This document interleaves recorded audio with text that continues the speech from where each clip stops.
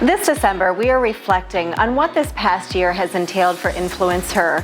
Even though we've had to overcome challenges that we are still facing now, we were able to tell some pretty incredible stories of women making professional strides throughout the Capital Region and Pittsburgh.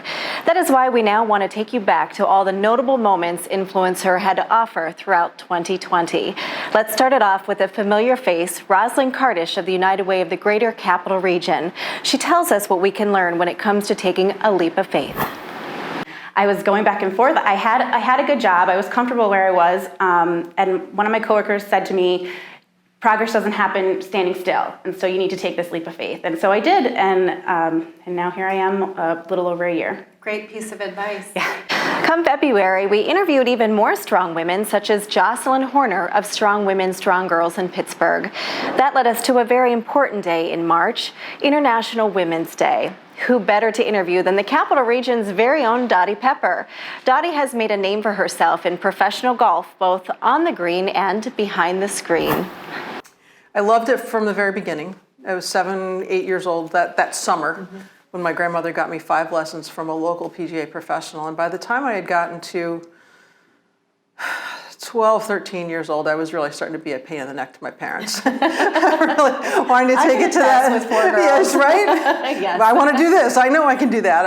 And wanting to move forward. And my dad being a professional athlete himself and at a very, very high level, he kind of reined his A-plus daughter back and knew that I would probably expect too much of myself at an early age in a big competition sort of setting. And it was probably one of the better things that he ever did was say, let's just take a step back and we're just going to keep playing local tournaments for one more summer of junior golf, and then you can go on to the state level. That same month, we shared with you a heart-touching journey. This one resonated with many women who had similar battles. This is Andrea Cuomo's story. So actually back in 2007, I started having just symptoms probably that a lot of women have that you don't think about. But for myself, I had always been a person to journal, and I had noticed that 3 consecutive months in a row, I had the same symptoms of bloating, nausea, frequency of having to go to the restroom. It was just more of an annoyance. So 3 months in a row, I kept going to the doctors. Like I knew something was not right when they say, like, listen to your intuition. And luckily for me, I did have a lot of pain, and that pain brought me to the emergency room, and they told me they thought it was a cyst on my ovaries and that I had to have surgery to remove it.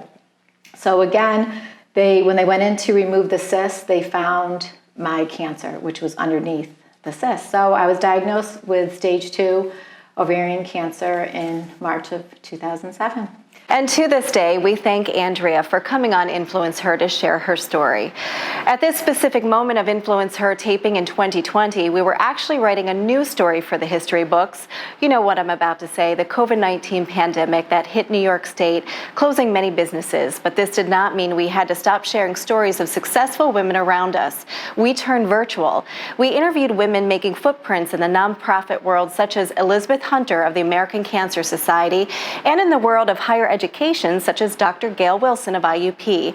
But we also thought it was important to share stories of women on the front lines of this pandemic, one of whom was Jana Krimick of the New York State Association of Nurse Anesthetists.